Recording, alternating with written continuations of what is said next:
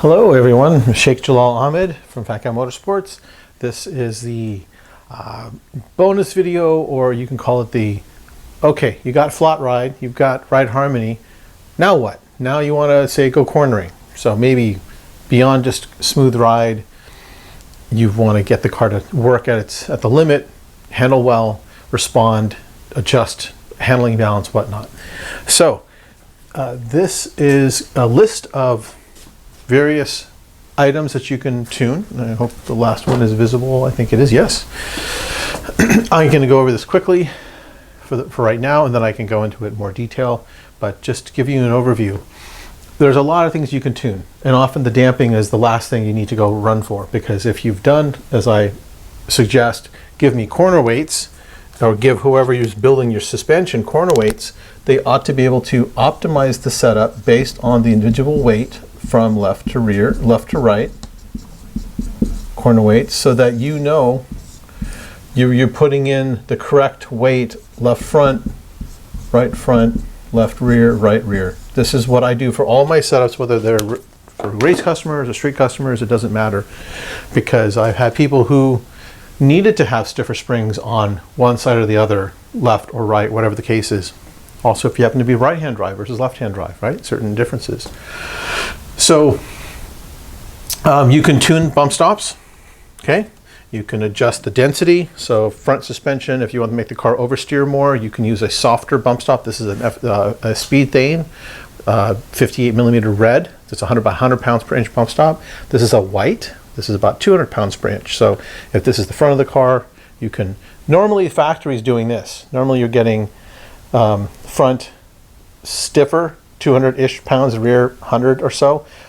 If you want to do like a street class autocross setup, something that makes the car rotate better, you can swap the two. Basically use a stiffer front, or the same front and rear, or use a stiffer rear.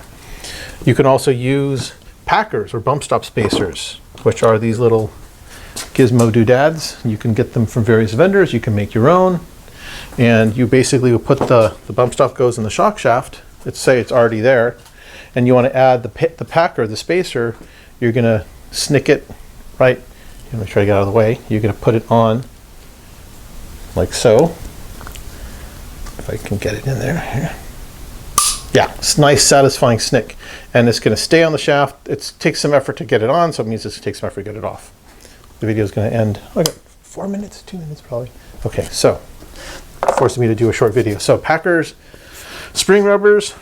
Oh, darn it, I left the spring over there. Okay, donut. It goes in between the spring coils. These are super handy, helpful. You can get them in various stiffnesses, densities. It goes, this is a helper spring, so it's not really going to want to fit around it, but you can see it just goes inside the spring. Sway bar adjustments. Obviously, front and rear. This is where if you need a rear bar, you can use that. Same thing, having the front bar. You can tweak ride heights up and down a little bit to just make subtle balance changes. And if you do it symmetrically, you're not going to change your corner weight. So make both rear or front up or down a little bit. Alignment settings. Obviously, to use that, you really need to make use of your tire pyrometer, because the tire temperature is going to tell you whether your alignment, the sway bars, the spring rates, like, are you getting good balance front and rear, right? So you need to get a tire pyrometer, use it. And 949 Racing has an excellent guide. It's fantastic. So I highly recommend you go look at that guide. If you do a consult with me, you can get a suspension spreadsheet that's built for you. That takes your parameters. You know, if you get corner weights, whatever your suspension motion ratios are, we can design that to work for your needs, so you'll have your own personalized spreadsheet. I have some generic, useful spreadsheets out there, but I want to make as part of the consultation process. You're paying for the time and the innovation, and so this is part of the outcome for you, is you can play with the parameters yourself. And then finally, to make your setup work better, is tighten the nut behind the wheel, right? Get driver coaching, get help, have somebody who's better, more adept, to give you feedback, or even somebody who just, especially if they're better than you.